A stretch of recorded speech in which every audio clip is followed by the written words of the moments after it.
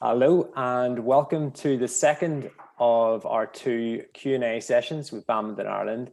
And we'll be running in the start-up and the lead-up to the Juvenile 2021 calendar. This video is made with our partners and Juvenile circuit sponsors, Carlton Hotel Blanchardstown. You can get all exclusive deals by visiting their website on carltonhotelblanchardstown.com. So today with us, we've got four more Juvenile circuit players from the 2020 season, and they will be talking to three-time Olympian Chloe Magee. Each player will ask Chloe a minimum of 3 questions as we attempt to find out more about Chloe's experience as a Juvenile player. But before I introduce Chloe and everyone, I just want to run through some of the changes that will be happening in the 2021 calendar season. So most notably, the difference in dates is that we'll be changing from a traditional season, moving from September through to May to January through to December. So this means that the Juvenile Nationals will now be held in October and November rather than in February, and our circuit events will now start in January and run through to October. So with us today, taking the Juvenile players' questions is Chloe Magee. Chloe's a 3-time Olympian, currently trying to get to her 4th Olympics. She is ranked number 32 in the world with her brother Sam. And this year, Chloe did the remarkable thing of becoming the all-time national record holder with 26 national titles. Chloe, do you remember what year the first one was up? I actually don't. I don't remember when I started. I just know it was a very long time ago because I'm turning 32 on Sunday. So, but yeah, I think I started maybe when I was 17, 18.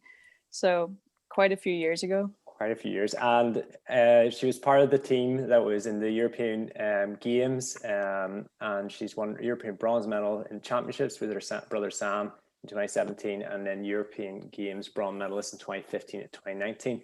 You can follow Chloe's career and her professional career on at Chloe M. Magee on Instagram. And then, so thank you for being with us today, Chloe. No problem. And then with us, representing the under-19 age group, we've got Sophia Noble. Sophia is the current under-19 national singles champion. And she also won the triple in the under-17 Irish nationals. The remarkable thing about Sophia is that she actually reached the women's doubles senior national semi-final in 2020, which is a great achievement for a Juvenile player. And then whenever I asked Sophia what her fondest memory to date was competing at the under-17 European individual and team championships. So thanks, Sophia, for being with us today. Then in the under-17 age group, we've got Matthew Cheung.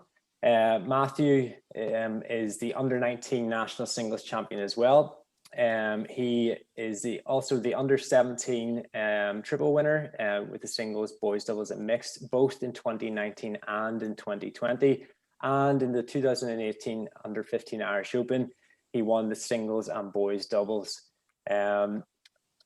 Whenever asking about Matthew talked about the under-15 quadrangular. Matthew, do you want to just explain to us why you like the under-15 quadrangular event so much? Yeah, no, I really enjoyed meeting players from Wales, Scotland and England. It was the first time I really got to see anyone abroad. So it was just great to meet new friends and make them. And do you still keep in contact with anyone? Have you played against any of them at the under-17 age group or anything like that yet? I played some in England last year. Not many, but I keep in contact with most of them. That's good. And then representing under-15, we've got Siofra Flynn. So in the last session, Siofra's sister was also on the call with Nat. So Siofra is the under-15 singles and girls double champion in 2020. And then 2018 and 2019, she was a triple winner for the under-13 nationals, winning the singles, girls doubles and mixed doubles. Whenever I asked her to send her in the bio, she sent to me, some people send in when they started, but Siofra is a very determined woman, and she sent to me saying that she wants to follow in the footsteps of her role model, Chloe, and hopefully represent Ireland at the highest level. Siofra, is that something that is Chloe one of your main role models then to try and progress in your career? Yes, definitely. I really like Chloe. She's like one of my main role models since the start of badminton, since I was very young. So yeah, to get to the Olympics like Chloe would be one of my biggest dreams. Yeah. Oh, that's amazing. And Chloe, did you ever have similar dreams whenever you were Siofra's age? Yeah, definitely. I think since I've been very small, I've always thought about, I just wanted to do, I just actually wanted to be the best player that I can be, whether that was making the Olympics, winning the nationals, doing what I can do abroad. But it was always just wanting to be the best player that I can be. And I wasn't focused on anyone else. I just was focused on what I wanted to do. And I think it's really good at Siofra's age that she can look and say, okay, I want to go to the Olympics.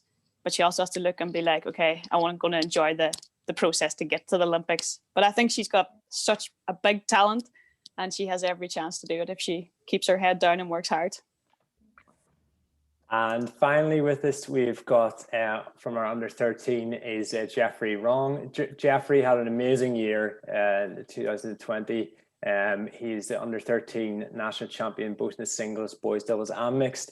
He was selected for the under 13 Irish team, and he started playing badminton whenever he was 6. And I think a common theme, as Jeffrey put out in his fondest memory as well, was that he went to Wales with his club, Alpha Badminton Club, to compete with the under 13 Celtic Challenge. So it seems that like going abroad is, for you guys, has obviously been a huge part of your career already.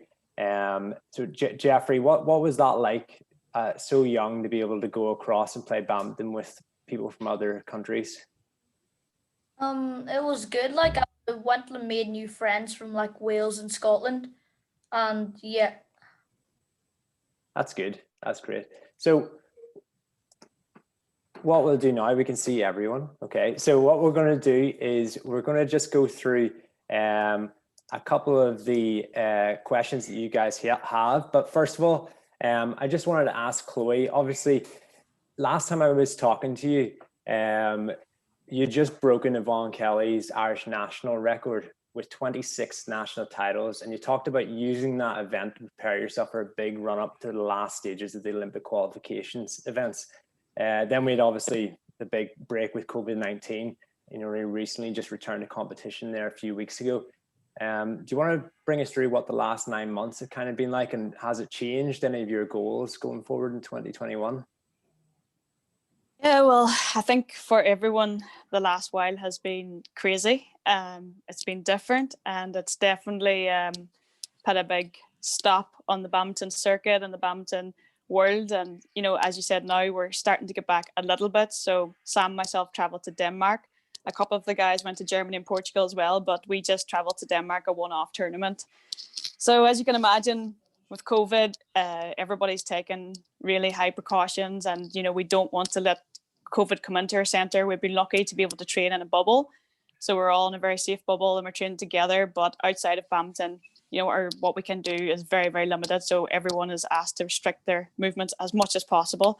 So that's quite tough, if you're just training all the time. And, for me, I love competing. My favourite part of playing badminton is competing in tournaments. So to have to train for this long and not have, we don't really know when the end goal is going to be.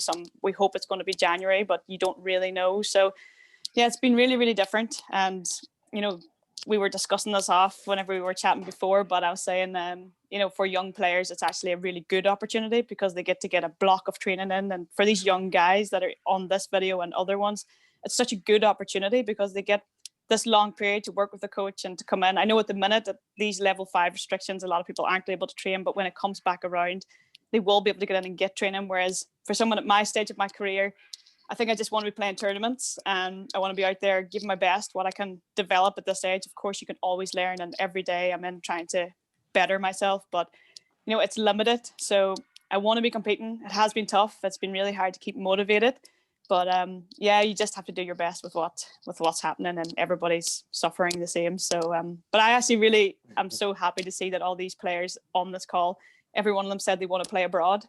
And I think that's massive. You mentioned the nationals, but for me, I think it's great that these players have high goals. They don't want to just be the best in the country. They want to go and play abroad and compete against the best, and whether it's England, Scotland, Europe, or the world. So yeah, it's really, really good to see that. So well done, guys. And Chloe, I was going to ask you, obviously, your brother Dan was taking your training for a long part of that as we were kind of searching for a new high performance coach. What has it been like with your, I know it's only been maybe a month or two working with Davis, but what has that been like? Yeah, I mean, it's always different and new when a new coach comes in, the training changes. And Davis is from Indonesia, so he brings a very Asian style of training. What we were doing was a lot shorter reps. Now he's brought the minutes and time and volume up, so it's going to take time to adapt. He's come in and he's getting used to knowing us, and we're getting used to him. So it's definitely been different, and there's a lot of adapting. So Sophia and myself were just training before this, so she can tell you how the volume has went up in her training as well. But yeah, I mean, it's good. It's good to get a change. It's good to get something different. It's nice for him to come in and at this time when we have a block of training and to try and make us better for the last couple of months coming up. That's great. So Sophia, do you want to start off with your first question for Chloe? Yeah, as a juvenile player, do you have any strict eating habits before a competition? Yeah, I mean, I get asked this a lot about eating, and it is so important to eat right and to eat enough and to know what you should be eating before tournaments. And as a juvenile, I actually had I didn't play that many tournaments as a juvenile. A lot of people don't know it, but I actually didn't represent Ireland at all at an underage level, maybe very late under 19s. So I didn't play that many juvenile tournaments, bar there used to be, I don't even know if they still have it now, but there was a Grand Prix in Lisbon Rackets Club, and I used to play that every so often, and that was probably the height of my junior career. So for me, it was a lot of training with my dad when I was younger, and not too many tournaments. But when I got to 17, 18, which, Sophia, you're not far off.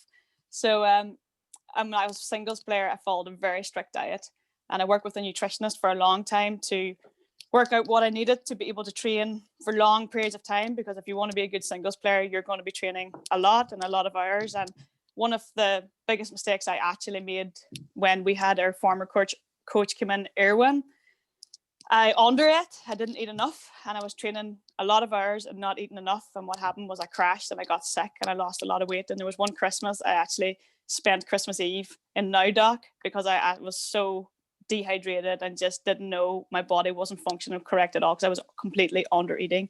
So I think it is important, if you do get the opportunity to work with a professional like a nutritionist, to work out what works for you. Everyone's different. There's a lot of people don't like certain things, but what I would say about that is there's always other options. So people think, oh, I don't like this, or I don't like broccoli, or I don't like, there's always options. So it's important to know when you're in competition that a lot of people forget to eat. That's most important. Know what your times are, keep eating. But yeah, I work with a nutritionist for a long time, and I know, Sophia, you want to be a singles player, and it is important that you get that right, because there's a lot of things, especially as you get older, to maintain your weight, to keep training hard, to be able to train right, and especially in tournament, people perform at your best, then you need to be on a really good diet. And it's not about, a lot of people think, I need to stick to this and this. It's about fueling your body. So it's not about, trying to lose weight all the time. It's about fueling right. So you need to eat. It's like the nutritionist always explained it to me. Your body is like a car. If it doesn't have petrol, it can't work. So you need to put food in your body to be able to train at your maximum level. And if you want to make it to the next level, you have to be able to train your best every day. So that's one of the biggest tips I can give to you, is to make sure and always fuel correctly and don't make the same mistakes that I did.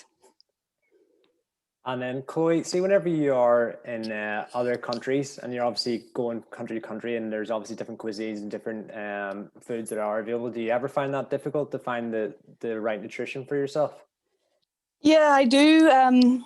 There's been different places that I've traveled, but before I went, I always knew it was going to be quite tough. So I brought some different things with me just in case that I would find it really hard. So It is hard, but I think nowadays when you stay in these different hotels, there is always a European option. And I have to say there is certain times, I've traveled with Scott Evans for a lot of years and he's a very, very fussy eater. So there's been times we have actually picked one restaurant and for the whole week we've nearly ate in the one restaurant because we knew it was safe and we knew that we were getting enough from it. So there has been times, and like people think that we travel the world and it's all glory and it's great, but there has definitely been some crazy experiences, and we have, you know, been in places where it's been tough to get food that we like, and we've had to just go and stick to maybe one meal for the whole week. So, but we always bring stuff with us. You know, we're always prepared just in case things like that happen. Okay, that's great. And Siofra, do you want to ask your first question? Yeah. What advice would you give to your younger self? Yeah, it was funny. This question, I've been asked it a lot, and there is so many things that I would change since I was your age to where I am now. But one of the biggest things that I would do is I would go back. I would look after my body a lot more than I did. I would stretch a lot more. I would do a lot more of my different kind of work, like balance work and all the stuff that you can do at your age.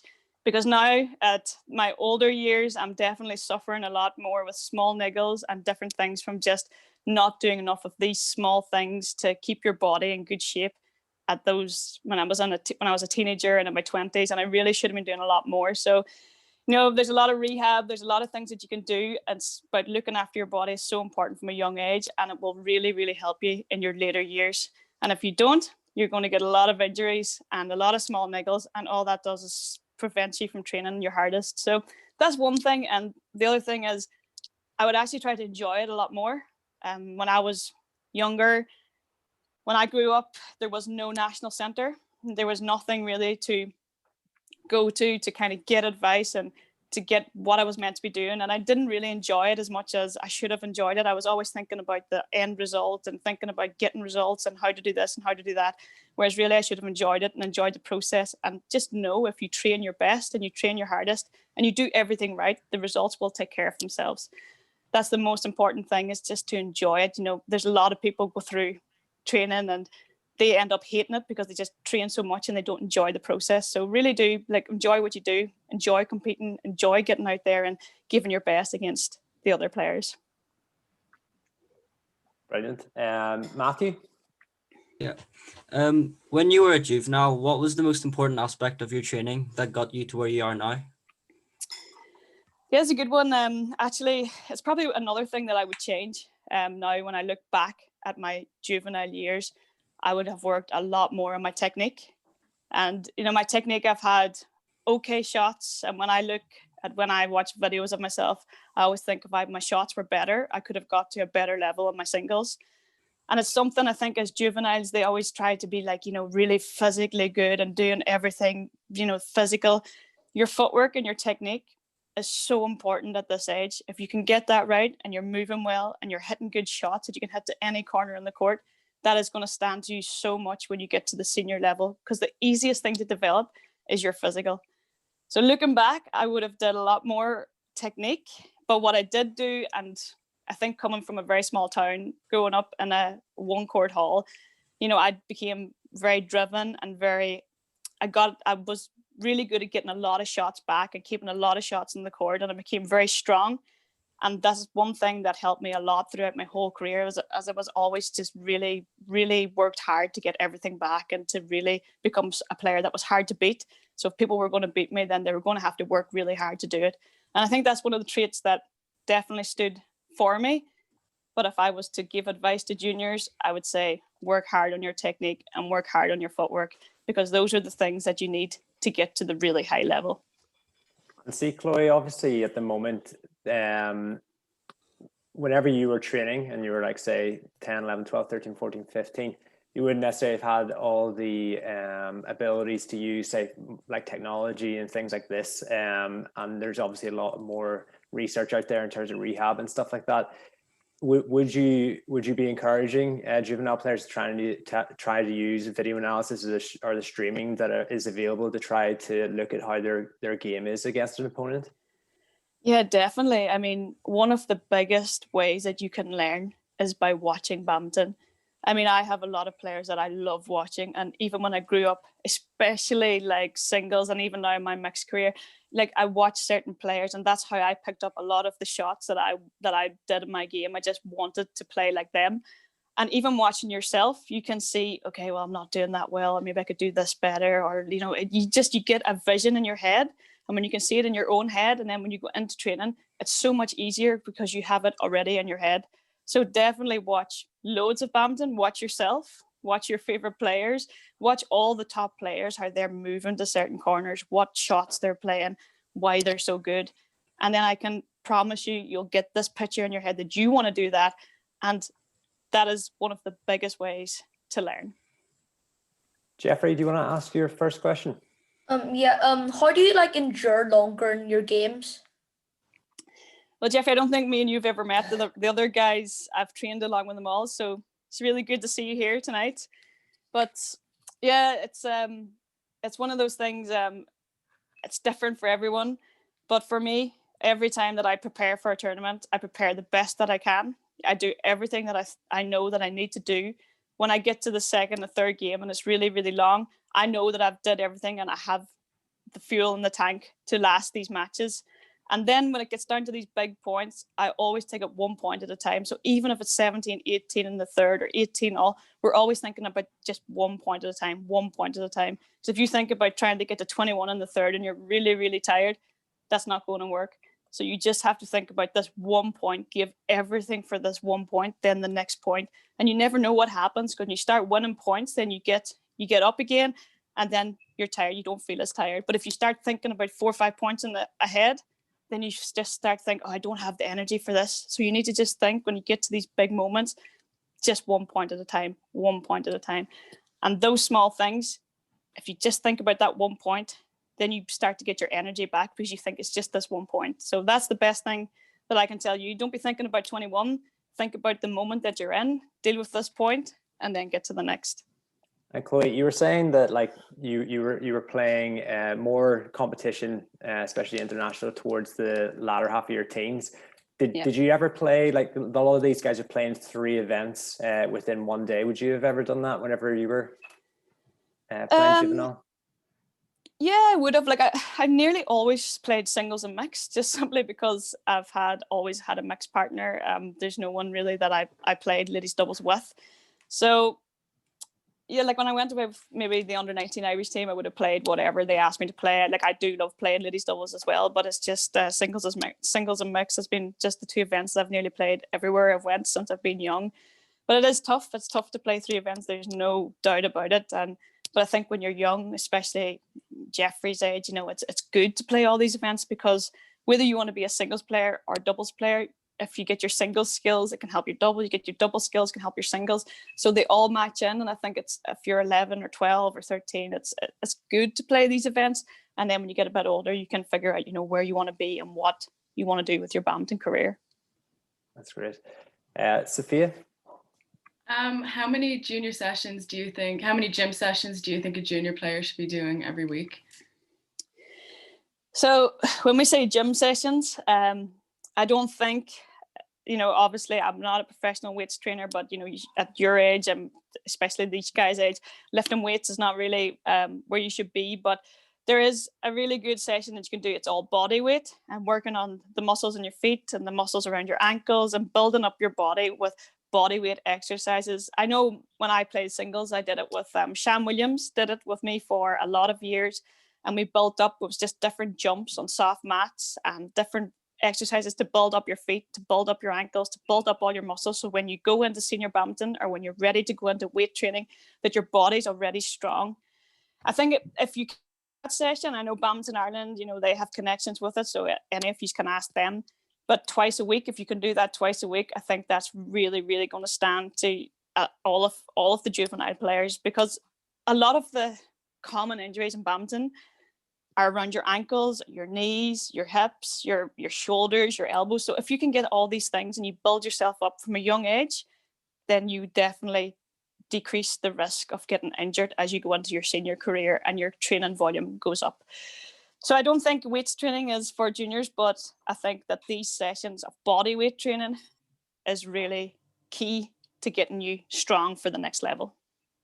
Sophia, would you ever do any like stretching routines and stuff like that, or any body weight exercises that you would do yourself or circuit training? Yeah, I mean, before COVID, I was in a routine of doing stretching, I think once or twice a week at home. I thought that was very important for injury prevention when I was going into the tournament season. But then when COVID hit, my training changed completely.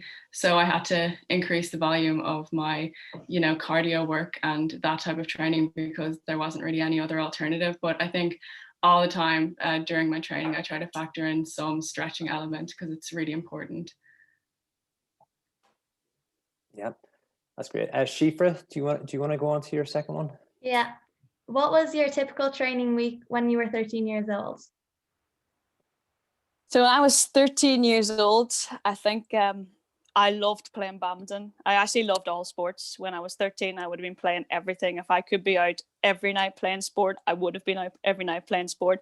So I would have went once a week or once a day with my dad to the training, and I would have had my weekends off. Well, most Saturdays I would have been playing too, but I always at that age would have been going down to my club. So I'm a very proud member of Rafo Badminton Club. So we have a 1-court hall in Rafo, and we just had great club nights, and we were playing against people that were a lot older than me, but I just loved it and I loved playing. And I think that's so important when you're your age, is that you're in definitely once a day trying to get in and improve your skills. And don't underestimate the advantage of playing older club players to get that mindset of how to win games and how to work out games. That is such a big thing that young people can get advantage of.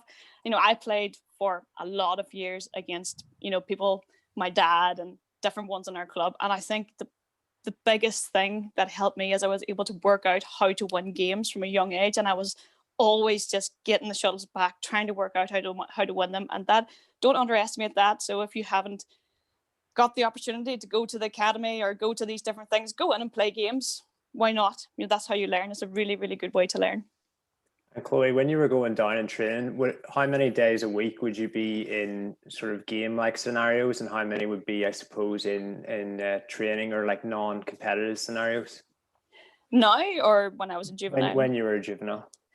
I think when I was a juvenile, like I did a lot of game scenarios. Like I loved playing games.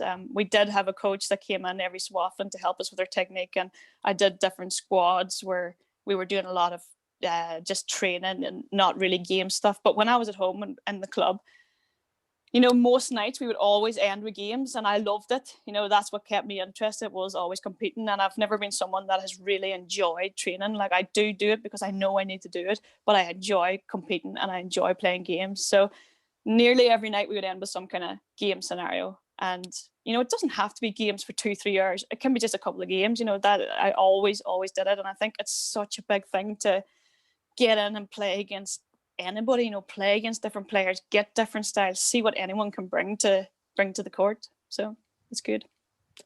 That's great. Matthew? Yeah.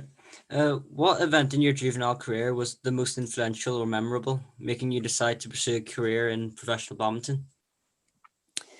Well, again, it's actually, my juvenile career was very non-existent. Like I literally played some of the Grand Prix in Alpha Badminton Centre, which I'm sure you know well, Matthew. And then I played maybe a couple of the other underage. But there was, I think the last day I was chatting to Sam about this, and he reminded me about a very bad loss that I had at a couple of my European juniors. So they definitely don't stand out. But yeah, there was, for me, I just always really wanted to be the best player that I could be. And I remember I was at a training camp and there was a coach there, Tom Reedy, because back then there was no training centre. There was no option to go to the National Indoor Arena or Marino or wherever it was to compete. There was no full-time coach. So it was very, very difficult. If you wanted to be a badminton player, you had to go abroad.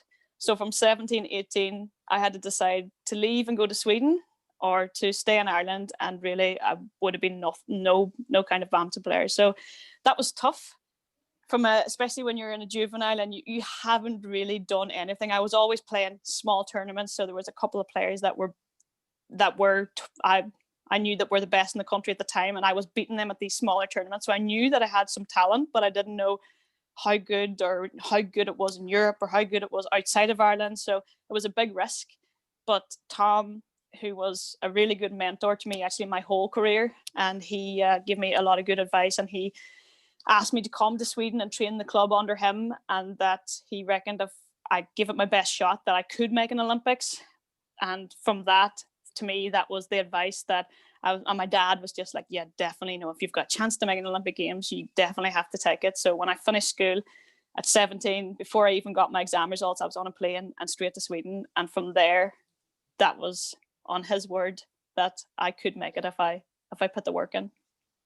And I suppose just because for a bit of fun, what then memory then stands out the most in your senior career then? Definitely has to be Minsk. I mean, there was no comparison to any tournament. That was just the best, probably one of the best weeks of my life, actually. Winning the medal, like every good pair in Europe was there. You can't say there was anyone that wasn't there. And it was just going into the tournament, we weren't sure what our form was like. We didn't know. So it was we wanted to go and give our best, but we weren't sure. And when we went there, we just competed so well. Everything came together and we kind of just clicked on that week. And, even thinking back on it now, it just gives me such good memories. Minsk, the whole week was just great. So that stands out a lot. That's amazing. Matthew, what is your fondest memory so far? I know you said the under 15 as your fondest memory, but what's the memory in your head in terms of, is it a victory or in terms of a competition that you just remember? Well, apart from quadrangular, it would probably be European under 17s. I think that I saw so many different European players that I'd never seen before, different styles, so much higher standards than what I was. And I guess it kind of just drove me to get better, I guess, to really match their standard or even be better. And are you wanting to go to other European competitions in the future? Yeah, well, obviously because of COVID, we can't really go anywhere, but hopefully in about August time when European under 17s is back, hopefully I can qualify for that. Okay, great. Hopefully you can as well. Jeffrey, do you want to ask your next question? How do you hit your shots that need more power? Like, how do you hit them with more power? I'm probably not the best person to ask this because all the guys in training will say that I don't have a very big smash. But I think in general, you're very young, Jeffrey, and you're developing from what I hear, you're an excellent player. So it's about just believing and getting your technique right from a young age. So if you get the technique right, and I'm sure you work with a lot of good coaches up in Lisburn, I'm not sure who you work with exactly, but they'll be able to tell you to get the technique right. And then as you grow and you develop and you get stronger, then your smash will get stronger too. So it's important from your age to get the technique right and then just be patient, because you're not going to have a huge smash at 11, but when you get to 15, 16, 17, you will, I'm sure. And Chloe, you were saying there that yours is the strongest smash. Whenever you were growing up, you'd been working on anything whenever you were younger to try and get the maximum you could out of it? Yeah, when I was younger, we worked with, we had different coaches that came down to Rafo to help us out, and a lot of it was based on technique. And I wish that I would have did more technique, just simply because I know if my shots were better, I had a great my physical was quite good when I played singles, and if my shots were better, I probably could have went further. And I think when I'm looking back, to just develop everything, it would have been the right idea to work more on that and work more on my footwork. But it is how it is, and you just have to go with it.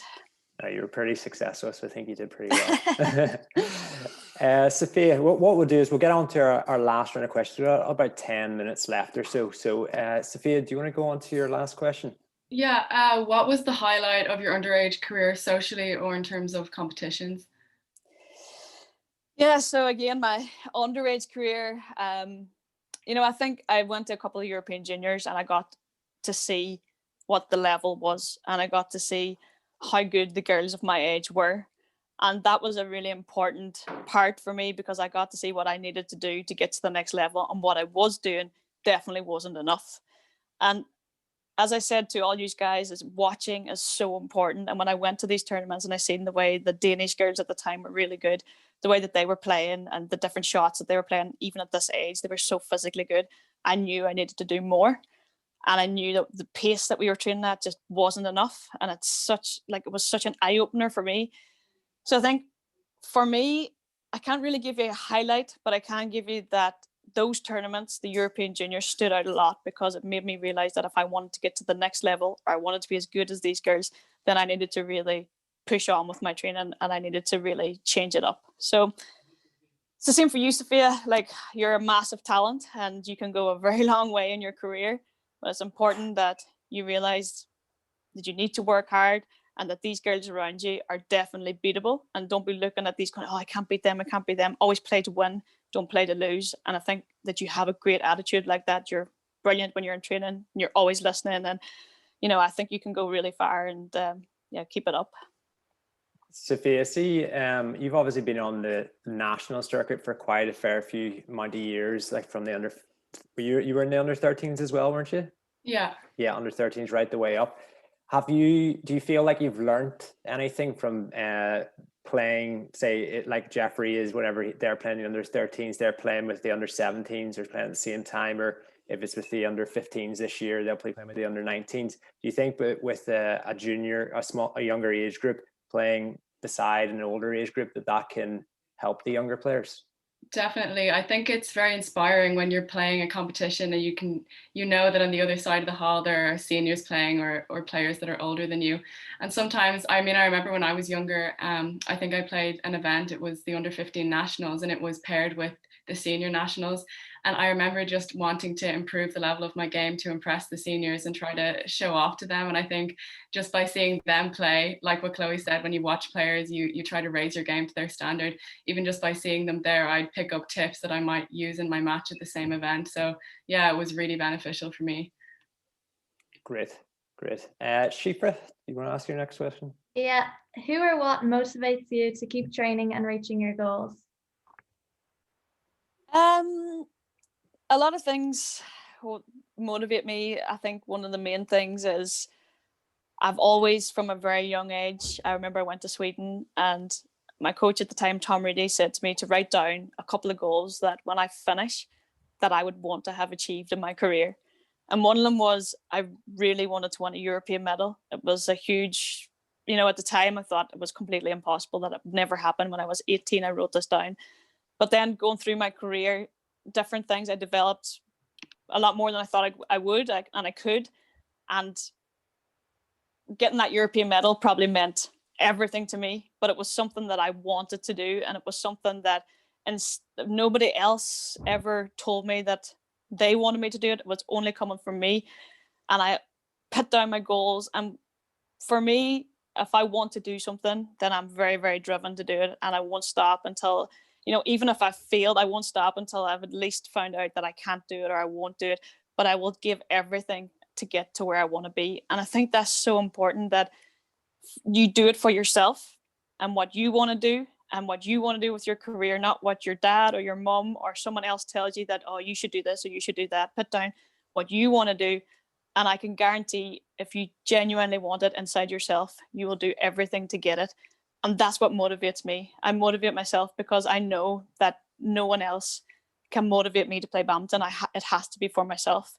And it's the same for you. It has to be something that you really want to get out of your career. And I think it's anything in life. If you really want it yourself, you will do anything to get it. So I would write down your goals, look at them, think what they are, and never think that your goal is too crazy. Because if it's not high enough and you're achieving it all the time, then it's not enough. Look as high as you want and put it down, and don't be scared to write it down, because sometimes that works better, that you can see it and you go for it, and make sure that you always do it because it's you that wants to do it. I was going to say, Chloe, would you ever do things like vision boards where you would put photographs up, or even if it was personal milestones or whatever up in the board that might be a few years down the road? Is that visual mindset, is that very important, that you're seeing it constantly? Yeah, there's definitely different things for different people and different things work. And for me, I think definitely watching a lot of my games has been a big help. And I know that a lot of people, even Sam does a lot of mental training. He would do more than me. But for me, I like to put down what I want, where I want to be in my life. And I know in my head where I want to get to, what I want to do and where I want to be. And I've always put like you'll see in my bedroom, I have a small amount of pictures, but a lot of them, every one of them means something to me. So, you know, my picture with Sam, myself, the European medal is firmly in the middle. And then, you know, there's all the things around it, like my family, my boyfriend, the different things that mean the most to me, because that, one, it makes me the happiest when I, like, that's the things that makes me happy. That's the reason that I play badminton. It's the reason I want to get where I want to get. And you have to see these things in your head all the time so that you know what you're doing and why you're doing it. And definitely, you know, I've put down the different Olympics that I want to be at. I've had it in my head. And when you have it in your head, it really sticks in there, and you keep pushing on harder to get there because you have it, you know it, you've seen it, and you want to get there. That's great. And Siofra, do you do any sort of goal setting or anything like that prior to the season or anything like that? Yeah, I usually make goals for like the next abroad tournaments and tournaments in Ireland. But now due to COVID, I don't think there's going to be any tournaments for quite a while, so it's quite hard to make goals now. So I'm just trying to keep motivated. So when I do get back to badminton and playing on courts, that I'll achieve what I want to achieve. And yeah. I think it's also, if I can jump in there, I think it's good. Like, you know, right now it is a really tough time, especially for the juveniles, because for us guys, we can still train. So it's good that we can still go in and train. But for people like Siofra and these guys who are a bit younger, they actually can't even train at the minute. So it's very, very hard for them to just keep enjoying their badminton. But one thing I would say, especially when you're your age, is don't be scared to make smaller goals where you write down you want to be better at certain parts of your game. You want to develop with certain shots. You want to make your footwork better, or small things like this. And that'll keep you working hard. So when you do get back on court, you're like, right, I want to do this 100 times. I want to practice this shot 100 times. I want this to be 10 times better when I finish lockdown, because I know that'll make me a better singles player. So it's important that you write down these small things, or you get them in your head, and don't just be like, oh, you know, it's COVID, you know, I can't. You can. There's definitely still things you can do. You can still practice your footwork in the garden. You can still do these small things. So, and it doesn't have to be, some people think you have to do this really fast movement and it's not safe to do this. You can do smaller movements. You know, there's definitely a lot of different, you've seen a lot, Siofra, when you've been in with us, the different footwork movements. So you know them and do them and practice them, and it'll make you quicker and it'll make you better. And for sure, when lockdown finishes, I know that you, for one, will be a better player. Thank you. That's great advice, Chloe. Matthew, do you want to ask your last question? Yeah. If you could do something differently in your training, or if you could have added something, what would you have done? I think if I could, I would have definitely loved to have brought in 100 different sparring players to come in to play against. You know, sometimes if I look at the bigger centres, and there's pros and cons to both, because being in a small centre, you get a lot of opportunities, but to be in a big centre and to have 6 different mixed pairs playing every day and getting to play each other, like, I would love to have had that. And I would love to have been able to go in and just play the right speed every single time we train. And one of the most important things for guys your age, and Matthew, you've been in along with us, and unfortunately for Matthew, he's had to hit a lot of smashes against me and Sam a couple of mornings, and I know he definitely didn't enjoy that. But these learning to train at the right speed and learning to be able to feed at the right speed is so key to you getting better, the people around you getting better. And people think, even though it's an individual sport, it's so important to have a good team around you, because if people are feeding you at the right speed and you're getting better and quicker, then this works as a whole. If the people around you aren't getting better, then you aren't getting better. So you need to work together. And I know it's tough because you have to go out and compete against each other, but it takes a team. And if everyone's feeding right and feeding at the right speed, that's how people get better. So one of the things that I would love to have changed is had more people that I know were in feeding us every day at the right speed that we need to train at to be competing at the Super Series level. It would be brilliant. I know sometimes it's a big ask, and we're always asking Badminton Ireland to bring people in, but you know, for you guys, you're growing up together. There's a lot more people in Ireland now playing badminton, especially around your age, there's a good group that are together, and you just need to keep pushing each other forward. And by that, you know, getting in and training along with the seniors and training along with the high performance group, which I know you have, Matthew, and Sophia and Siofra and Jeffrey, hopefully you will soon as well. But getting in and getting to see the speed that you need to train at to get better, that is so, so important. Because if you're feeding each other too slow, you really aren't going to get better. You think you're helping each other, but you're not really. You need to push each other on, and that's important.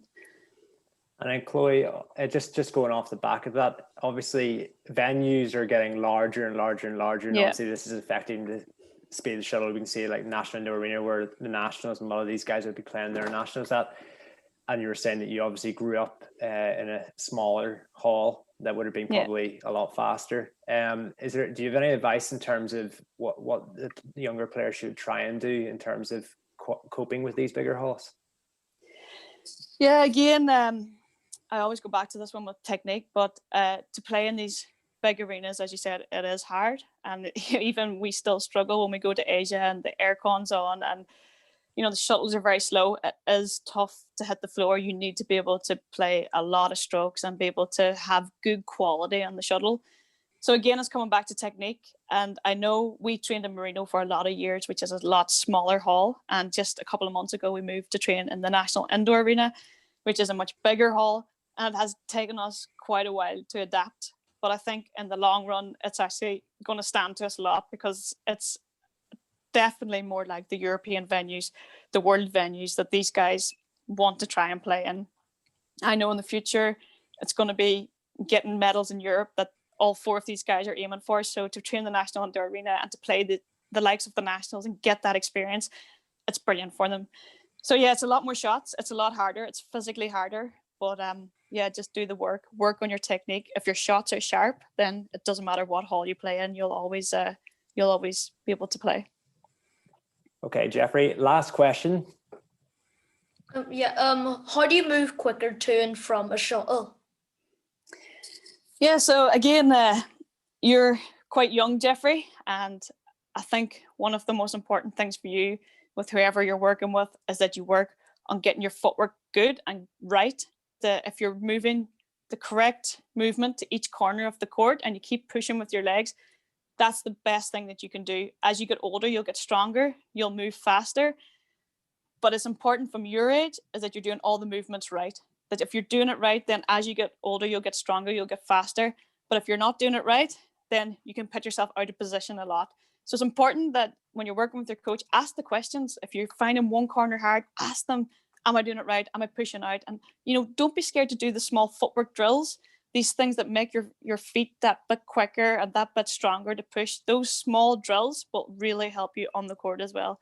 So look at your footwork. If you feel like I'm really slow getting out of this corner, ask your coach, are you doing it right? And if they tell you whatever they tell you, work with it. And I can promise you when you get older, you'll definitely get faster and stronger. I can tell by all your questions, Jeffrey, you just want to be stronger. Yeah. Yeah.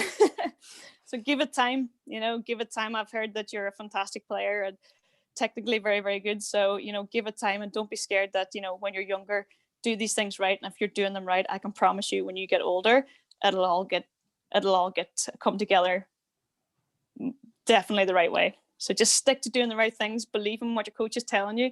And if you feel that anything, especially at your age, ask the questions, no problem to ask, and just say, am I doing it right? Like, do you think this is right? And do the small drills. Chloe, do you have any advice in terms of if a player is maybe struggling in terms of not necessarily with their movement, but necessarily reading what the opponent is actually shots are playing? Yeah, well, this is a good one because some people are like, I can't really read what they're doing, but sometimes it's the shots that you're playing is giving them all the time in the world to do whatever they want with the shuttle. So be careful what speed you're playing at. If you're playing too slow, if you feel that they're decepting you around the court, they normally the shots that you're playing are not good enough, and that's why they're able to decept you around the court. So look at what you're doing first. Definitely if you come off from a game and you feel like, they could do anything, watch it back. See where you were playing the shuttle. If you're playing yourself out of position all the time, then you need to change it up. Or if you're playing too slow, then they can do whatever they want. But if you keep the tempo high, normally it's quite hard to let people play their best shots. That's great. Does anyone have any last questions? No. Okay, perfect. Chloe, I'd like to thank you for coming on, and same thing with each of the four of you guys. That was a really good session, and I appreciate you coming on tonight. So Chloe, all the best in your training, and hopefully, fingers crossed, you can get back on the international scene soon enough, and we can see yourself in that, hopefully in the Olympics with Sam. And then Jeffrey, Matthew, Siofra, and Sophia, hopefully I see you guys in the near future in some of the national events. Yeah, thanks very much, Connor. No problem. Thank Okay, you. see you guys later. Thank you. Thanks. Thank Bye. you.